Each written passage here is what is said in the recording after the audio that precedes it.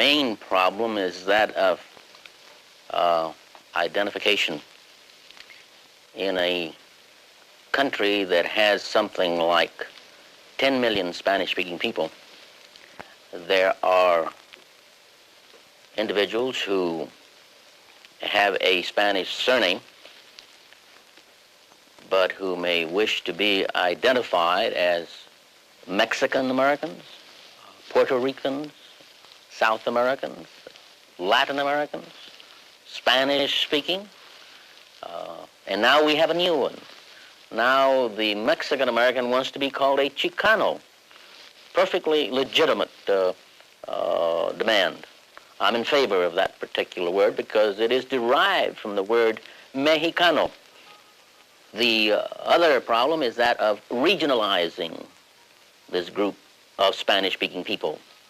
Ordinarily, when someone speaks of the Spanish-speaking, he expects to find them in the Southwest. That is not the case. We are concentrated in the Southwest, but there are also large concentrations of Spanish-speaking people in the Midwest. The Mexican American built the railroads that tied in with the East. The Spanish-speaking people in the Northwest of the nation built some of the trade and commercial territories of that area. The Puerto Rican coming in from the East assisted in the development of the eastern part of the United States. And now the Cuban coming in from Florida and the South has become part of our nation. All of these groups make up what is known as the Spanish-speaking people of the United States. I would term this idea of regionalism as a very, very important problem that must be overcome. I say that we must be treated as a national group in national terms, because a Spanish-speaking person in New York has the same problem that a Mexican American has in East Los Angeles, San Antonio, Albuquerque, or any other part of this nation. I myself work in a garment center for 3.5 years, you know, in a belt factory, you know, and about 5 times I approached the boss to give me a raise, and like he said no. He says that, you know, that my $50 a week, that was good enough.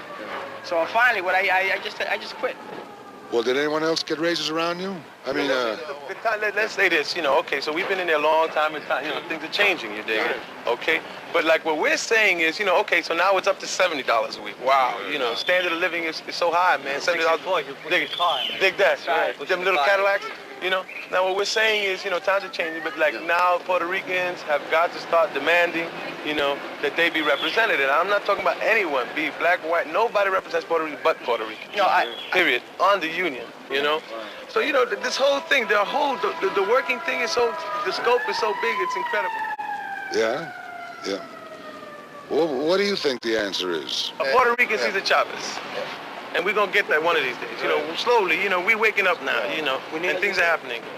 Willie, what do you think of the Chicanos? Those are our brothers, those are our land brothers. We met with them, we know the brothers from La Raza and Mayo, you know, and Los Siete, you know, and, you know, La Raza, all these things, you know. What we're saying, and that's the other thing, you know, in reference to that strike thing, we eventually, you know, when we get a little bit more muscle and the man gets off our backs a little bit, we'll be able to start communicating with the Chicano brother, you know, and tell him that our struggle is identical. They get different situations, but an identical struggle, you know. And when we start dealing on that level, when we start rapping, you know, so that Puerto Rican can finally, man, get up and say, coño, ese es el hombre mío. That's my man. He's talking for me now.